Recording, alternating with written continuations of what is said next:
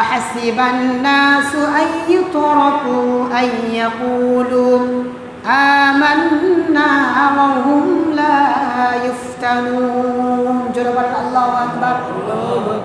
আল্লাহ তাআলা বলেন, মানুষ কি মনে করেছে যে আমি ঈমান এনেছি এই কথা বললেই তাদেরকে ছেড়ে দেব?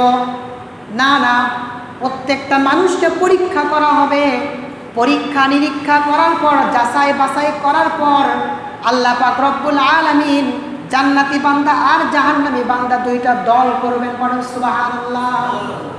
মুখে বললেন আমি ঈমানদার, কাজ হবে না। পরীক্ষা নিরীক্ষা যাচাই বাছাইয়ের পর আপনি ঈমানদার নাকি বেঈমান, এটা আল্লাহ পাকের কাছে গ্রহণীয় হবে। যখন একটা ছাত্র পরীক্ষা দেয়, স্কুলে পরীক্ষা হয়, বিশ্ববিদ্যালয়গুলোতে পরীক্ষা হয়, পরীক্ষার মাধ্যমেই কিন্তু বোঝা যায় যে কে ভালো ছাত্র আর কে খারাপ ছাত্র, ঠিক কিনা?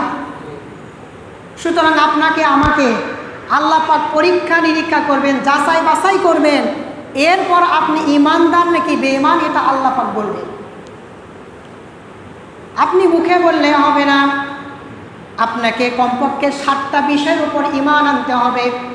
এই 7টা বিষয়ের প্রতি যদি আপনি ঈমান আনতে পারেন, তাহলে আপনি আল্লাহ পাকের কাছে একজন ঈমানদার বান্দা।